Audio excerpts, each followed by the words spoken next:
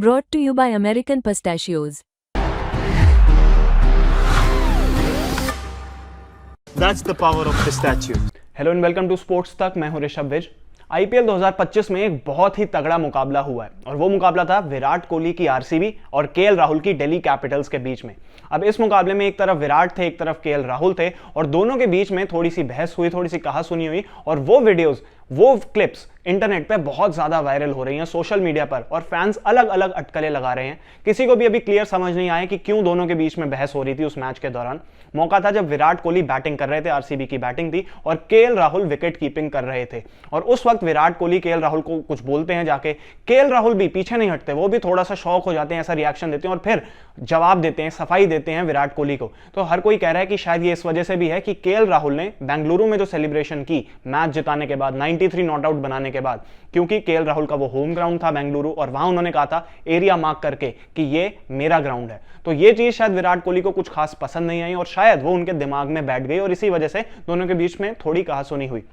अलग अलग लोग अटकलें लगा रहे हैं, ऐसा भी कहा जा रहा है। लेकिन बात शायद सिंपल एक रनआउट की थी, जब विराट कोहली थोड़े से नाखुश थे केएल राहुल से कि उन्होंने आखिर रनआउट की अपील क्यों की, क्योंकि विराट कोहली क्रीज के अंदर पहुंच चुके थे और इसी वजह से यही चीज वो केएल राहुल से पूछते हैं। तो केएल राहुल भी थोड़ा शॉक हो जाते हैं और वो कहते हैं कि भाई मैंने क्या किया, ये तो अंपायर का डिसीजन था। तो ऐसा कुछ वो बोलते हुए नजर आ रहे हैं कि अंपायर का डिसीजन था। ये लाइन आप सुन भी सकते हैं उस वीडियो क्लिप में, केएल राहुल बोल रहे हैं। उसके बाद वो ये भी बोलते हैं, फिर विराट कोहली उनको कुछ कहते हैं, फिर केएल राहुल कहते हैं कि भाई मैं क्यों अपील करूंगा, अपना ही नुकसान है ना। तो ये केएल राहुल के वर्ड्स थे, वो कहते हैं कि अपना ही नुकसान है, मैं क्यों अपील करूंगा।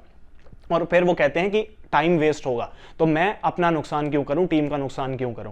तो अब आपको याद होगा कि केएल राहुल जो हैं वो टीम विकेट कीपर हैं और ये सारे जो लोग हैं वो स्लो ओवर रेट की वजह से प्लेयर्स पे भी फाइन लगता है, कैप्टन पे भी फाइन लगता है। तो काफी ज्यादा प्लेयर्स जो हैं वो कॉशियस हो गए हैं इस चीज को लेके, चौकन्ने हो गए हैं और वो नहीं चाहते कि किसी भी तरीके से टाइम वेस्ट हो। इसी को लेकर शायद केएल राहुल कह रहे थे कि मैं अननेसेसरी अपील नहीं करना चाहता और टाइम वेस्ट नहीं करना चाहता, वरना फाइन भी लग सकता है। तो ये शायद केएल राहुल इस कॉन्टेक्स्ट में उनको बोल रहे थे।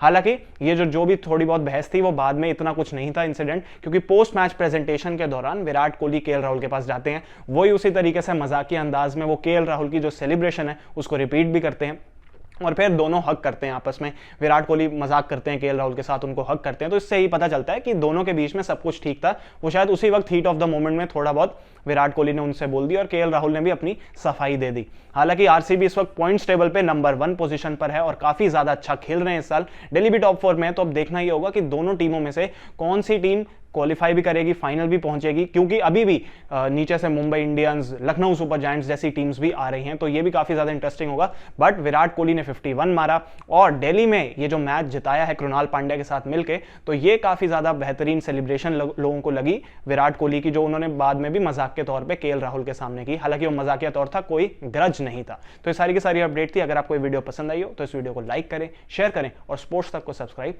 जरूर करें। स्पोर्ट्स तक पर आपको न सिर्फ खबरें मिलेंगी बल्कि आपका ओपिनियन भी मैटर करता है। यह आप ही का मंच है। आइए बताइए भारतीय क्रिकेट टीम से आप क्या उम्मीद करते हैं।